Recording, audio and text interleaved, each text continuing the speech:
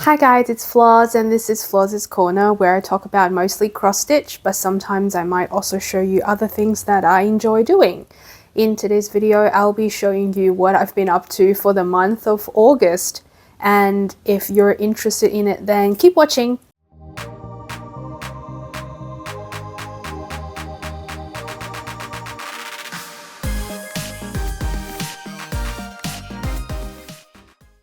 Today is 1st of September, the Sunday, and it's actually Australian Father's Day.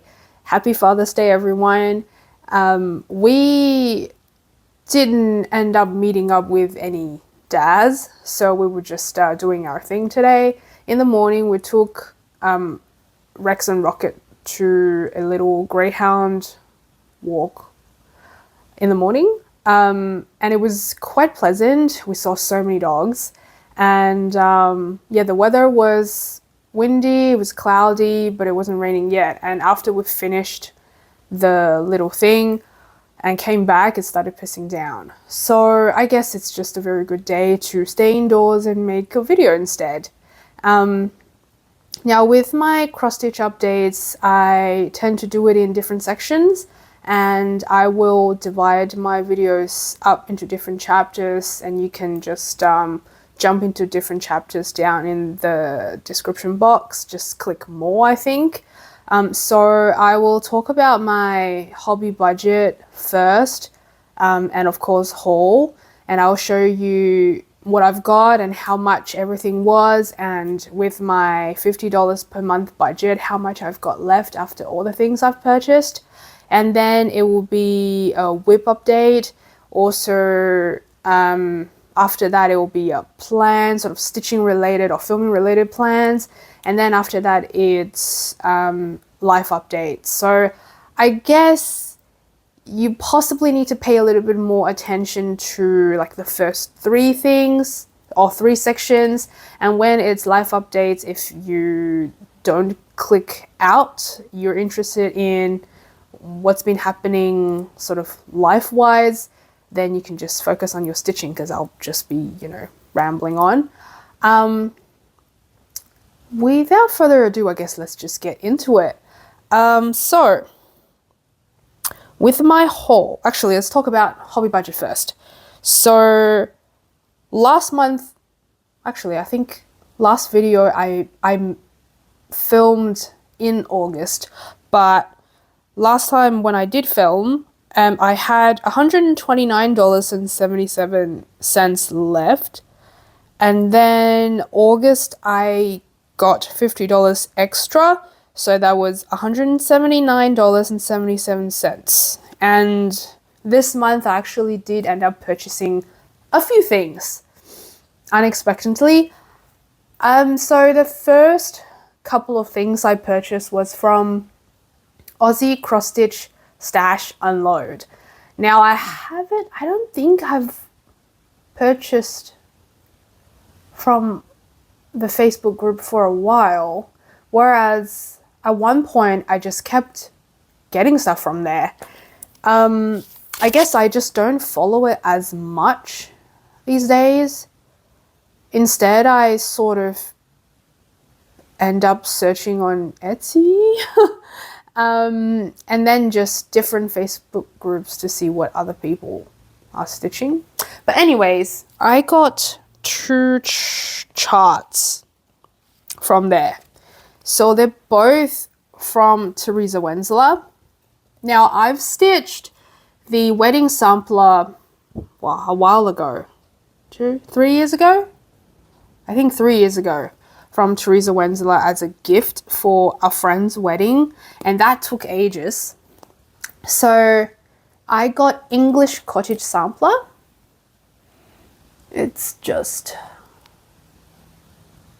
this one with very intricate borders and different sections with a cottage and bits and bobs in the end. And this, I guess, very classic but kind of old-fashioned chart called the Castle with a dragon. This is a very cool chart. I kind of always wanted to get it, but it's not super easy to find, and every time I did see it, someone else already said, you know, yes please. So I never got the chance to really purchase it. Whereas this time I just happened to get on Facebook when this person just listed her stash on there. So I thought, oh yes please. I think there was another one I was thinking about getting, but someone else already commented. So yeah. I think this English cottage sampler is not as used, but the castle is quite old. It looked like it's been used by a few people. Both of these are $20 each, so altogether $40 for 2 charts. And I also paid $6.95 for shipping. So these two together were $46.95. How can I? So what I meant by this one looking quite used was this. So it's got like the pencil marks all over. I suppose I could try to erase it and see whether that's going to improve it, but as you can see, the pages are quite yellowed. So yeah, I definitely need to either photocopy it or do a picture and mark it off that way, rather than constantly flipping this, because I don't think it's gonna handle that much usage. So yeah, it's cool. I've always wanted to try other T.Zir Handmades patterns. To be honest, the wedding sampler wasn't the smoothest stitching experience. I had a lot of challenges and I was quite frustrated with it, but I feel like while stitching it, I ended up learning a lot, and yeah, I thought that was a pretty cool experience altogether, so I just wanted to try other ones. Plus, the end result was very, very spectacular. So yeah, and that one was stitched for other people, so I wanted to stitch something else for like us. So yeah, I'm glad I found these 2 charts. And then after that, I also got 4 little ones from Etsy. So I think the seller was called White Raven Designs. Let me check my inbox again.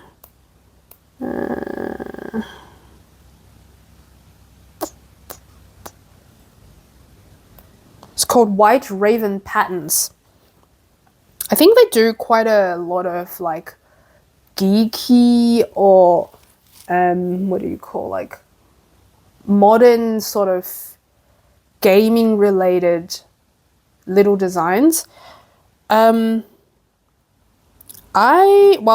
have this new campaign, like the Dungeons and Dragons campaign, and we just started like a couple months ago, where JP is the dungeon master and myself and 2 other dudes, we are the players. So we literally had 2 sessions and finished a sort of chapter the last 2 months, and we try to meet up like once a month to, you know, keep the storyline going and make sure we don't forget what happens, because yeah, if you keep each sort of session too long between one another, it's hard to try to recollect, you know, what exactly went on and how to play. So for the characters, I am a paladin, and there's another dude that's a ranger, and the last one is an artificer. So I will put the previews sort of up there. So I got one each for the player and also one for the Dungeon Master for JP. And I got them for 50% off because there was some kind of sales, I think only with this seller. So I'll show you my little character. I actually put up a post on Instagram to showcase it. So this is the model for my character. So my character is called Emrys, and it's a gold dragonborn paladin. She doesn't talk much, and she loves justice and revenge. And she's supposed to be British, so sometimes I'll do a really amateur, like, British accent, and it helps that the character doesn't need to say much. So most of the time it's just grunts, really. But yeah, that's her with the red caves and everything.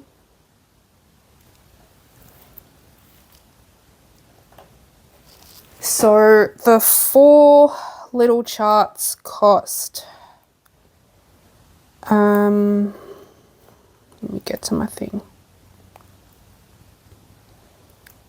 $11.92 altogether. And then after that, I also got, so this one, I wasn't expecting spending more money after this, but just maybe a week ago, Laura from I Stitch Birds messaged me and said, oh, there are a few Dimensions Gold Collection kits on special on Amazon. And she sent me a couple links. And one of them I always wanted to get anyways. And I sort of, did I put it as like, I'll buy later? Can't remember. But it was the Fall Fairy. And normally it's about like, you know, $50, $60. I think maybe 50. And I thought, I'll just leave it until it's on special. And turns out it was on special. So she told me it was $32.28. I was like, oh my God, I really need to buy it since I've always wanted it anyways. So yeah, I just quickly put it in my chart and paid for it. And it's this way. It's this one. Fall Fairy. With all the colors and some beads. It's very, very nice. Oranges and reds. So that's going to be fun to stitch. Oh, and lots of yellows. And if you focus on her face, that's not a very pretty face, is it? I don't know, there's something about the chin, maybe too wide compared to everything else.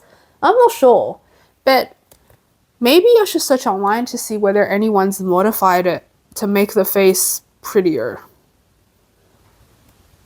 But yeah, the more I look at it, the more I'm just, that's a horrifying face. Anyway, I got it anyway. What's the one I haven't got? There's, I think, did I get the Woodland Enchantress? There's also a Spring Fairy.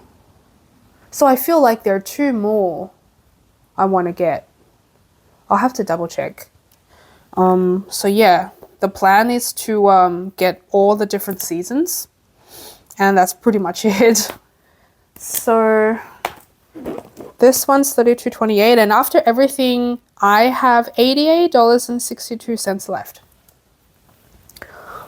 And I feel like I'm saying this every month. I'm hoping I'm not going to get anything, but I've been just very naughty looking at charts and kind of interested in a few of them. So I'll definitely sleep on it and see how I feel next week or so. If I'm still thinking about it, then I might get a couple charts. I'll tell you why I might be like buying charts sort of these few months a bit later, because I've got a plan that might be a bit crazy. And that's all I've purchased this month. And this section is a bit strange because this is more like what I'll be buying this month, so in September. So next Saturday is our monthly stitching meetup, and last month I told you I got a couple of things from a stitcher called Fiona, and she was setting up her shop, but at the time there was no like shop links or anything. But now she's finally set up her like business cards, and there's a Facebook shop now. It's called Orts and Sorts. So she told me she was gonna get some like charms, like greyhound charms, pretty much specifically for me because she knew I have 2 greyhounds. So I am going to get a greyhound scissor fob for JP, and I will pay and collect it next Saturday. So that's one thing I'm definitely going to get in September. And another thing was, like months and months ago, I might have mentioned I was thinking about getting a floor stand from Gus Custom Creation. I think that's what it's called. I've got this table stand from him, but I mean, it's very well made and it's really nice to use. But unfortunately, I don't really stitch like in front of a desk, so that one doesn't get used very much unless I decide to do a stitch with me, which I should be doing this month. But yeah, so I think a floor stand is more up my alley. So I contacted him, I think in March, and he said the waiting time was about 6 months. So I thought, oh, it's going to be 6 months really soon. So I just ended up checking with him, I think this week, so several days ago. And he said, it's looking like it's going to be my turn in a couple weeks. So I am expecting to get contacted soon in September about payment and shipping and everything. And hopefully I'll be able to show you a floor stand by the end of September. So that's another thing I'm going to purchase. And this is a pretty big purchase. So it's going to be about, I think I want to say 380 or something like that, Australian dollars. It won't be coming out of my hobby budget. Instead, I'm thinking that will be my birthday gift instead. So we'll see what happens then. Okay, so that's what I've got and also what I plan to get. The next section will be my whips. So this month, I worked on 4 whips, and it seems like I tend to do about 1 whip a week. So generally every month I work on 4 to 5 things. That's kind of like a standard thing. And how many days have I stitched? I've stitched 6, 7, 13, 22 days, which is not bad. 22 days. Because whenever I game with JP, I wouldn't be able to stitch because, you can't do a half an hour game. Generally, it's more than an hour, and then that's the night done. So yeah, that's definitely not too shabby, 22 days. The first thing I stitched was For You by Riolis. Oh, RTO. Sorry. Why did I say For You? It's Pianist. For You, it's something else. It's another kit in my stash. Oh, Jesus. So it's the Pianist. I started this one in May. The start of May. So right now I'm at this bit. Literally just a little corner here. So this one, it's stitched on think 16 count 𝓕𝓫, white 𝓕𝓫. And the final project will be a like square. So this is where I'm up to. It's not a full coverage one, and I actually thought this one only had full crosses, and when I ended up checking the charts on different pages, I realized there was like a teensy tiny bit of backstitching, but this is where I'm up to. I think last time when I showed you that this bit wasn't quite done, and I might have extended this way, and this head of the pianist. But yeah, I'll do a comparison left to right as well, so you can see how much I've done. Because this is a paper chart, I can't tell you the percentage and everything. So yeah, I don't know. All I know is I haven't done too much. And I'll show you.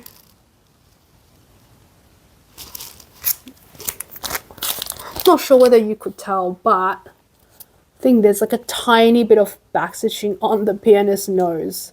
It's like the most hilarious thing. I think, yeah, it's either the nose. I'm pretty sure it's the nose, like somewhere here. So there's a teensy tiny bit of backstitching. Otherwise, it's mostly just cross stitch. So it's, can I say it's relaxing? It's sort of a relaxing stitch. Especially where I am, you get the reds, the browns, the pinks, the grays. So yeah, it covers quite a lot of different tones. So it's pretty interesting. You just sort of follow different areas for different colors.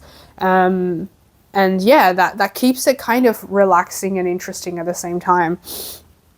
And I stitched this one for 6 days and altogether 8.5 hours. And yeah, it's not much to it. Would you say this is about 5%? Like, I don't know.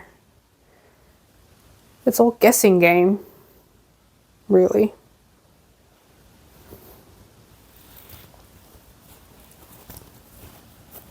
So that's the first thing I stitched. And let me put it back.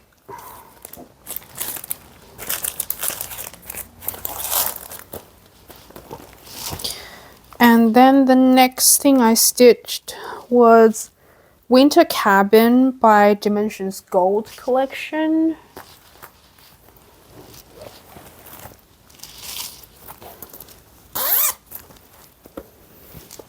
So that's the very, very nice project bag by Taryn. That's what it looks like. I'm stitching this with Laura from I Stitch Birds. So this one stitched on 16 count as well, pretty sure.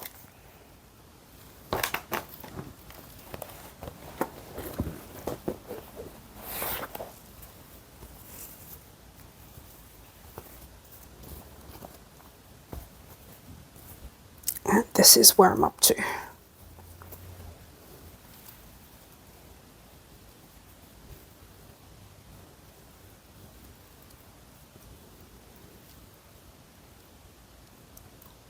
So yeah, the cabin is almost done, not quite. But I'm also, like, I know there's a lot of like snow color to stitch, so I'm kind of trying to fill it out bit by bit because I don't want to end up having to do thousands and thousands of similar snow colors in the end. That's gonna kill me. And I also did quite a lot of backstitching this time because I realized a lot of projects that I have now don't have a lot of back stitching, so there are a lot of like full coverage-ish projects and a lot of like literally just full crosses sort of projects. Some with back stitching, but not a lot. This one is like back stitch galore here. So I thought, just to break it up, I'd do some back stitching and I'll get it close. Oh, actually, I'll do the comparison thing first and then I'll get it closer. So I think I backstitched most of the things like on the tree. I can't remember whether there's anything to do here, but yeah, I ended up backstitching a lot of the railing as well. Some on this Christmas-esque tree with like the different colored lights or baubles, whatever. Might have backstitched more here too, I think, and extended this way. So it's looking quite nice. And I am stitching this with cross stitch Saga. So I got the Saga file from 𝓕𝓵𝓸𝔃𝓃𝓾𝓫. It is quite nice, but so I started stitching this from like on the day of the meetup in August, and I realized some of the back stitching like didn't quite match the actual chart. Like there could be half a square to a square discrepancy, I guess. So after I realized that, I ended up checking the original paper chart for backstitching, just because like on Cross Stitch Saga sometimes there's like a random gap in between and I go, huh, why is there a gap? I don't know. And turns out there shouldn't be a gap, so I don't know. If you end up using Saga file for this, for now, other than there was like this weird gap, like there's one stitch blank somewhere in the middle, I haven't found, or I haven't noticed like a weird sort of mistake in the Saga file for normal cross stitch. But yeah, back stitch, I do recommend you just using the paper chart instead, just in case. So that's, yeah, it's looking really, really nice, especially the, like with the back stitching, the windows really look like there's light coming through from inside. I think that's what I really, really like about Dimensions Gold. I think Gold in particular, Dimension, like normal Dimensions collections, not as detailed. It's just somehow with different kinds of back stitching with different strands, it just gives you like this very 3D dimensional scene. So it's very like atmospheric. So I can understand why people are obsessed with Dimensions, but I'm sure a lot of the other like Ukrainian or Russian brands kits also do similar things, which I still need to experience. Yeah, I would love to try different brands to see how they do different effects.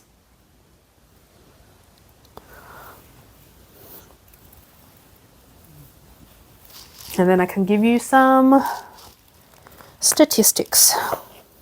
So this one I stitched for 7 days, about 19 hours. Why was it? How did I have so much time to stitch? I don't know, but maybe I was trying to stitch it when I was sick. I don't remember. But yeah, 19 hours. So quite a long period of time spent stitching this. And altogether I stitched 2,048 stitches. So last time when you saw it, it was 25.8%, and now it's at 31.3%. So almost 1/3, which is pretty awesome. Yeah, nothing else to say really again. And then the next thing I worked on was Enchanted Manor by Heaven and Earth Design. And this is my one and only Heaven and Earth Design chart. It is, the artist was Josephine Wall. Josephine Wall or Josephine Walls? Josephine Wall, I think. The preview would be there. I'll put up a thing and I'll just show you. Now last time when you saw it, I was complaining about the pixelation, and I still have like the same kind of complaints, I guess.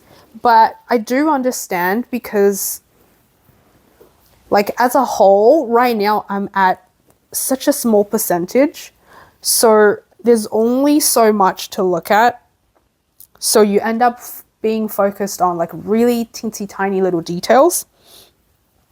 But yeah. So I am stitching from the top left corner, and this is where I'm up to. The chart has a lot going on. Originally, I thought like having a lot going on for a chart is good for a stitching experience, just because you can like you can have a few stitching sessions and something ends up appearing, and it's like you have a little accomplishment. But yeah, I'll just show the comparison next to it as well, and I'll get it closer to you after that. Now, I think I'm almost done. Oh, I just realized it's this way.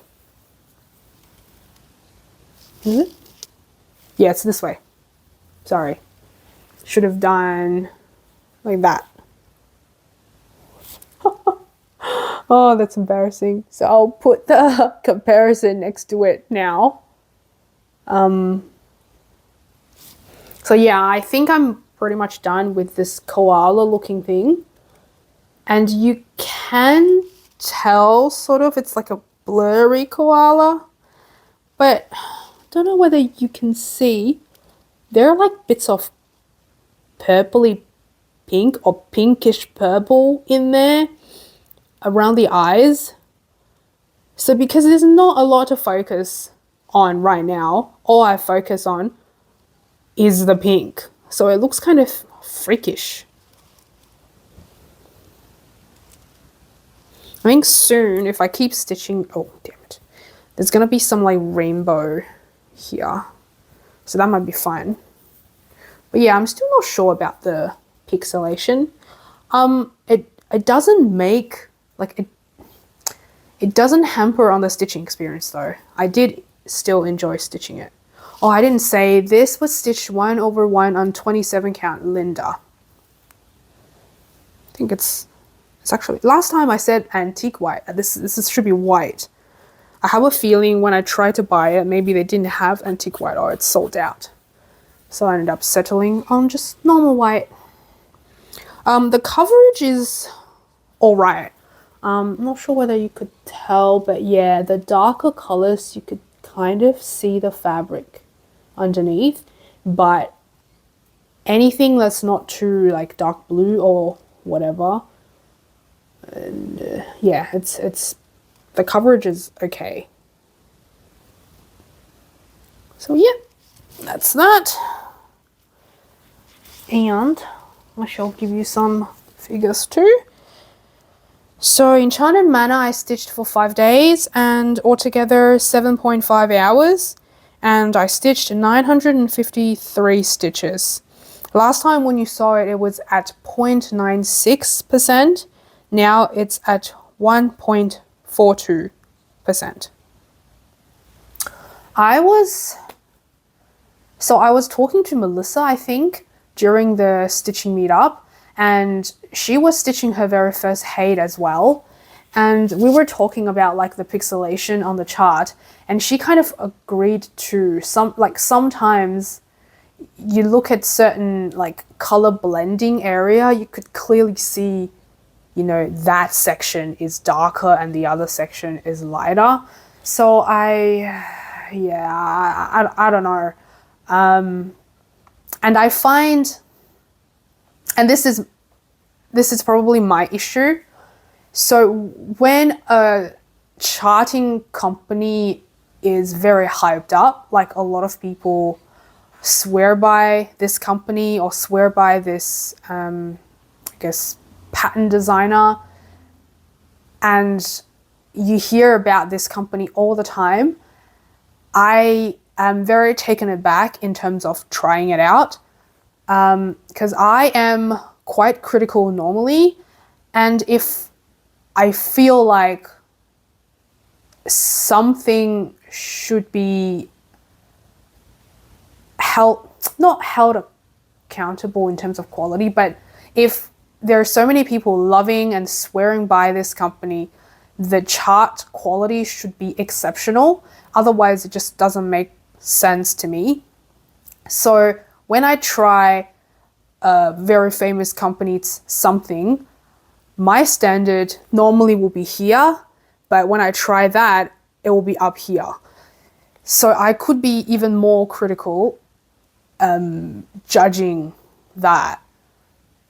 So, and that's why I'm always kind of on reservation to follow a trend as per se.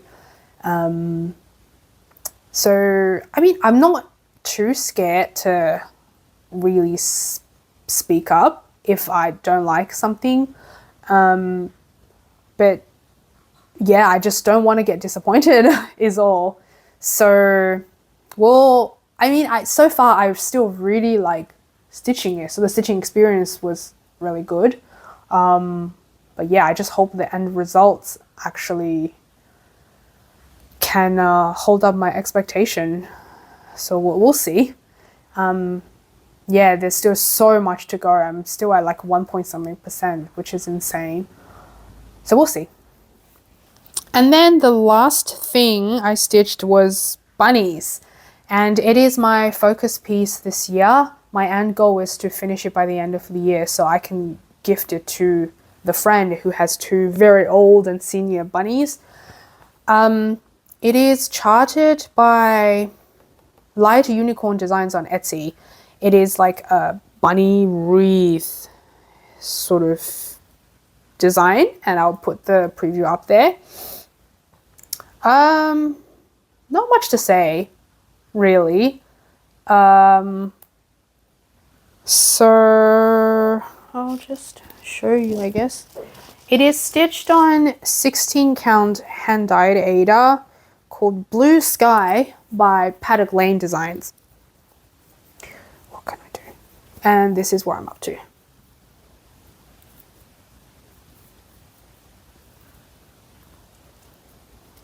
I think, well, I'm quite glad that the other bunny's face is finally slowly forming. So I will put that comparison up too.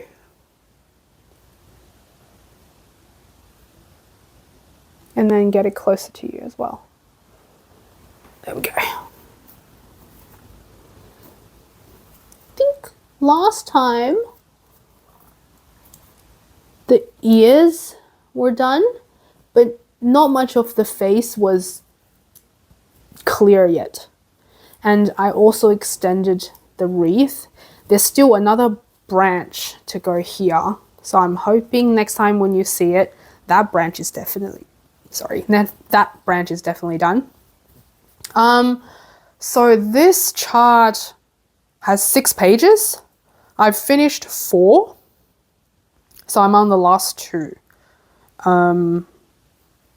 What else can I say? And so I'm using Markup RXP to stitch it, but this PDF doesn't jibe with the program that well. So like the counting can be incorrect just because, no, wind it back. So the chart technically is a full coverage, which means there's like a whole lot of cream color you're supposed to stitch in the background, and I'm not going to do that. And because the PDF chart doesn't work with Markup RXP very well, sometimes it will recognize or it will pick up some of the background, like just the normal blank square, as like an actual stitch. So the final stitch count is incorrect. Also, how many to stitch is incorrect. And like now I've just started, so every time I finish a page, I'll just mark everything off. So, and I did that for 1 page this time.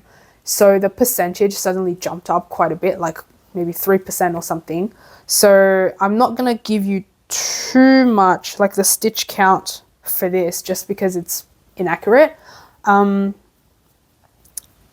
else can I say? So yeah, it's kind of a shame that I can't rely on like the numbers, but it's all right.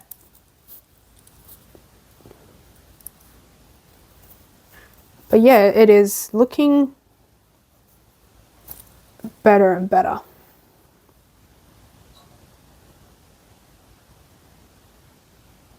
And yeah, at a distance, it's quite nice. That bunny is so cute.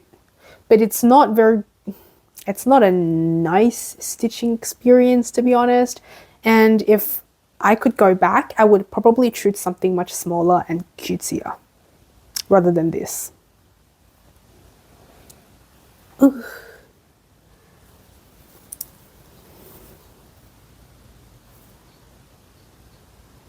What else can I say about this? So I've stitched on this for 4 days and altogether 8 hours.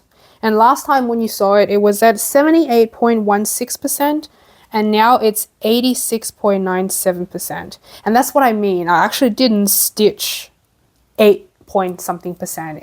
It was probably like a 6%-ish, because when I ended up marking like the 4th page completely off, the percentage, yeah, jumped up about 2 point something. So right now I think the 5th page I was at like 68% or something. So I'm hoping to finish that 5th page soonish and then see when I can finish it. The plan is to finish it by November, so at least I get a bit of time to like frame it and completely, like fully finish it so I can gift it. That would be amazing. And yeah, that's all I stitched this month. Now talk about plans. So for September, I want to continue stitching on bunnies, and yeah, it will be really good to finish page 5 soon so I can completely mark it off to see the percentage jump up again. I feel like once page 5 is completely marked off, it might jump up to about 92% or something. I don't know whether that could happen in September. I doubt it, because there's still like thousands of stitches to go, like almost 2,000. So yeah. And then it got me thinking, because for now I think I'm quite on track to finish bunnies the end of this year. I'm thinking maybe the next focus piece for next year would be like winter cabin, because even though it's only at 30 something percent, it is like the closest to a finish other than the like different bits from the mermaid box series, like the little, what is it I'm on, like I think the scissor fob that I'm stitching. So it would be awesome to finish Winter Cabin next year, but yeah, we'll see when we can get Bunnies finished first, and then we can, I guess, really plan on the next focus piece. And then in September, I think it's the 17th or something, is the Mid-Autumn Festival. So I do really want to pick up Spring Will Come, and I'll put the preview there. It's a chart by Artsy, and that's literally a chart for Mid-Autumn Festival. And yeah, maybe you should get some mooncakes next month, this month too. I hope you guys like mooncakes. And since we're on a roll for like Chinese culture stuff, I also want to stitch a Lantern Festival, which is this one. And I think I haven't stitched it for quite a few months now. And this is what it looks like. It's a Reolist kit on 14 count black Aida. I think I'm literally here. So it's like, it's not too big, especially it's not full coverage, and like the sky and the water has mostly half stitches, so it should be fast-ish. So speaking of which, maybe this can be a focus piece because it might be faster. We'll see. So I do want to stitch this one as well. And yeah, I'm at here. And this is where I'm up to.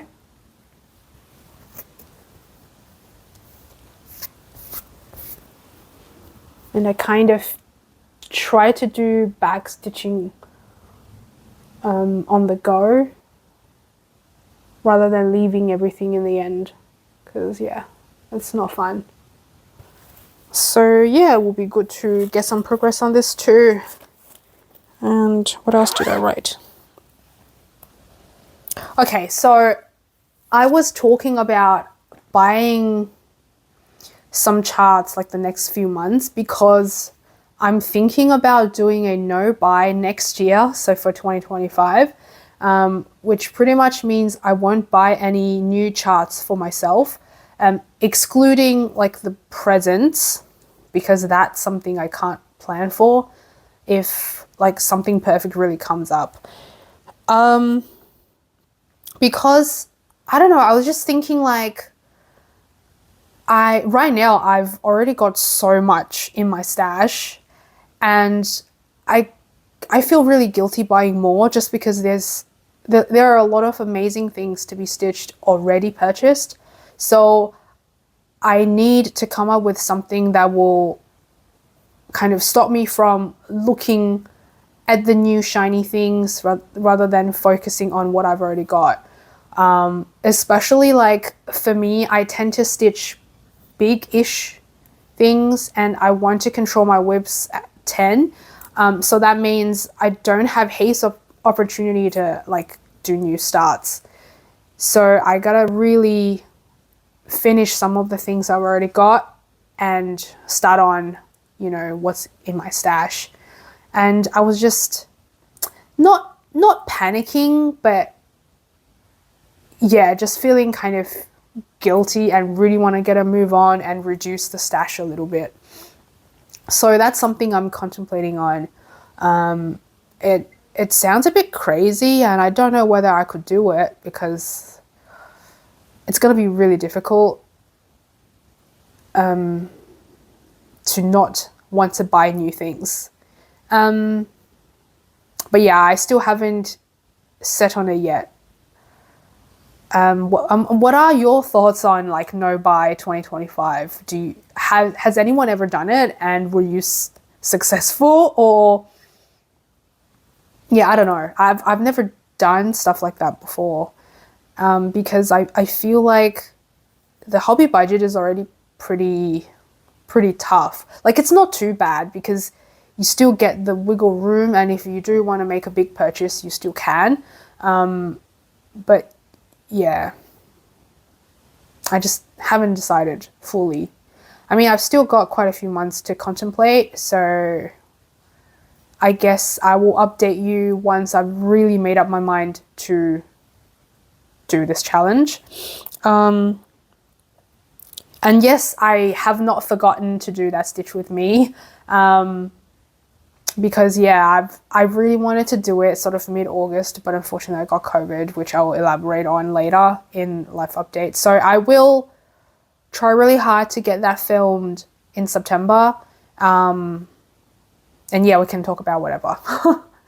And that's pretty much it for all the stitching related stuff. And if you don't care about life updates, you can exit now. Otherwise, you can focus on your stitching and just hear me babbling, I guess, because I will be talking about life updates. And this time there shouldn't be too much, I hope, because I didn't write down that much. So first thing, I've got my nails done. I got them done at a local nail technician's place. It's really expensive though, so I don't know whether that's normal. I've booked for my next appointment with this person as well, but I think after that I'm gonna go for somewhere cheaper, just because this is $180, and I mean, it's nice, but I just don't think it's worth that much. So yeah, and I'm still on the hunt for a facial place, so I am still sort of focusing on self-care. I find when you look after yourself, or in whatever way, it does improve your mood quite a lot, and improves your confidence as well. So I hope that will help with the overall stress and pressure. So I guess if I've found a really good facial place, you'll hear about it next couple of months. But yeah, I'm still doing my research. And then I had my COVID for the second time, this in August. I still am not quite sure how I got it. I think mostly it's from JP, but I don't know. Yeah, it was pretty bad. I was sick for pretty much a week. So what happened was on Monday, I woke up with a sore throat, and I thought, okay, it might just be a normal cold. And I was wearing a mask all day at work. I think I was coughing a little bit. And then when I finished work and got home at night, I started kind of shivering. So I thought, oh no, it felt like I was having a temperature, and I felt really tired. So I went to sleep pretty much straight away, 8:30 or 9 o'clock. And then I woke up the next morning feeling really, really shitty. And I measured my temperature, and yes, I was low feverish. So I told work, nah, I won't be able to go to work. I really feel shitty. And they were okay with it. And then I kept thinking about it, because at home we don't really have the COVID test. So I told JP, oh, can you pick up some on the way? So then he picked up a couple, and I did my test, and turns out, yeah, it's COVID. It the positive came up pretty quick, rather than you had to wait for 10 minutes or something. So I was like, oh no. And what's annoying was the Sunday before, we actually did the Dungeons and Dragons session as well. So I told them I got COVID. And then the next day, one person's like, uh-oh, I don't feel so good. And he did a test and he got COVID. So most likely he got it from me. And then a few days later, JP did a COVID test. and he was fine. So I don't know.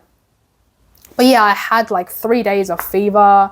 I'm feeling really tired, sweaty, yucky, and I lost my taste as well, which was something I've never experienced before. And I didn't notice, but I just kept complaining about food tasting bland. Even like on Monday, like when I was eating lunch, I was like, this didn't taste like much, which was a bit strange. And I thought it was just because JP didn't put like a lot of salt in there, and turns out it's because I was losing taste. And like to cheer me up, JP got me chips and whatever. Not much taste still, and I just started to really enjoy texture instead, like the crunch, the crispiness, stuff like that. So that was interesting. So I thought I could go back to work like, Thursday or Friday, but it didn't happen. So I took sick leave from Tuesday to Friday, and Saturday I felt much better because the fever was gone for a whole day on Friday. So Saturday I had a little bit more energy, and we went out for dinner for Korean fried chicken. Well, without the chicken really. So yeah, that was good because I could taste most of it, I think. I don't think my taste was completely back then. And then Sunday we also went out, I think. Yeah, I think we had Chinese. So yeah, unfortunately I was planning to do the Stitch with me that weekend, but I just couldn't, because even though most of the COVID was gone, I was coughing a lot still. So the cough continued for another week or two, a week and a half, I guess, especially at night. So I had really bad sleep for like 2 weeks. This is probably TMI because it's really bad when I like have phlegm sort of in the throat because I can't spit. So I can't get rid of sputum. And yeah, whenever I get that kind of symptoms, the cold or whatever lingers for longer period of time just because I can't get rid of the stuff. So yeah, that was fun. What else? I think that's it for COVID. And then JP's birthday was last week, and we went to Puffing Billy in Belgrave, and I will probably insert like this video here. So yeah, I purchased like an Asian style 6-inch little cake, like a chestnut flavored cake, and we did the Puffing Billy, and it was like a whole afternoon ordeal, which was quite fun. And he was saying like every time it was his birthday, the weather was always really cloudy or raining or cold, miserable. But this time it was like one of the warmest days ever, I think, in August. It was like 20 degrees and super sunny. It was beautiful. And everyone had like grand old time. And then, so that was Saturday, and Sunday, what did we do? Sunday I tried to make like authentic carbonara.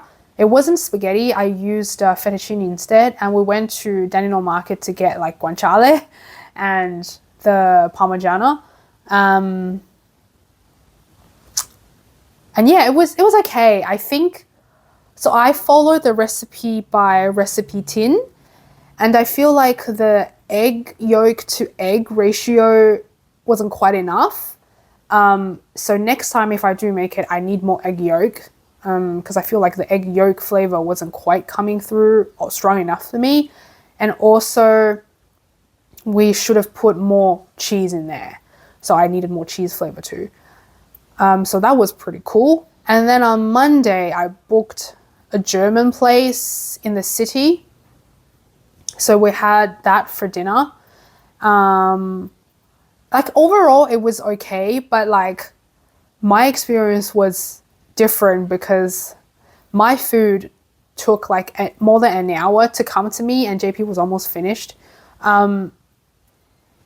It was weird because they said it was like the first time they ever cooked it for a customer for that dish. I ordered like a lamb rack. If I have pictures still, I will just put them up here. So like maybe they screwed up somewhere and they had to redo it, but yeah. And they asked for my like advice or suggestions on the dish, which I did provide feedback. And I hope it was helpful. But yeah, I kind of wish they told me like, oh, it's the first time at the half an hour mark rather than all the way in the end when they finally gave me the dish. Because by the end I was pretty pissed off. But I think without the long wait, I probably would have liked it more. But because I waited so long for that, I felt like the flavor was okay. So yeah, and Tuesday, I made focaccia. And if you follow me for a while, at the start of quarantine, I started bread making like millions of other people. And then, you know, when life got busy and quarantine stopped, I rarely made bread. But I thought, okay, for JP's birthday, and I promised a long time ago I would make bread. So I made focaccia and I made 2 different flavors. The tomato and rosemary was like, nah, okay. Oh no, tomato and oregano. No, tomato and rosemary. That one was okay. The tomato juice kind of made the bread soggy, so the exterior wasn't as crispy, but the sea salt and oregano was so good. I think I need to do that semi-regularly. It was so satisfying.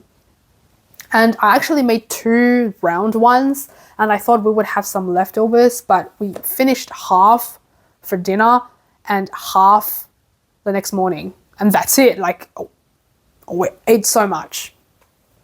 So that should be like a semi-regular thing.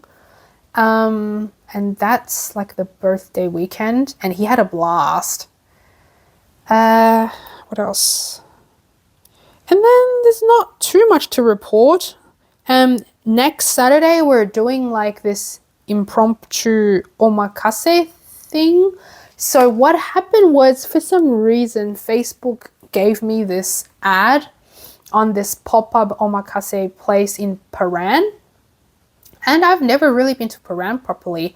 And I think I saw the price was like $88 or whatever per person. I thought, oh, that was quite reasonable. And when I clicked on it, I didn't realize it was pop-up. And it was only like from Thursday to Saturday. So like I asked JP whether he was interested. He said, yeah, let's try it. So yeah, I booked straight away. It was like a 10-minute decision. So yeah, next Saturday we're gonna do a little dinner. I will do some pictures and hopefully it's good. Have we had omakase? I think we've had omakase once, but I didn't know what it was called. And it was so many years ago and it was so filling. And I think it included like lobsters or whatever. But yeah, it's gonna be good. Both of us are really looking forward to it because the next Saturday I've got my stitching meetup and he's got his like little Kings of War tournament. So both of us will be hungry by the end of the day. And yeah, it's gonna be good. And I will report to you next month as well. And yeah, I think that's the end. It's like an hour and something. It's 3:35. I need to cook dinner, and I hope you've enjoyed this video as usual. If you haven't followed me on Instagram, follow me on Instagram. The handle is here, and also I'll put it in the description box too. I'm actually pretty bad at social media in general, but I think this month I've been doing okay. sort of one post per week-ish. So yeah, follow me there if you want. And I don't know, I think now people get sick quite often, may it be COVID, flu, all kinds of stuff. So make sure you look after yourself. Take some supplements if you need to improve your immunity. And yeah, try to focus on, you know, relaxing, stitching, make yourself happy. And yeah, I'll see you hopefully in Stitch With Me video. That's it. Bye bye.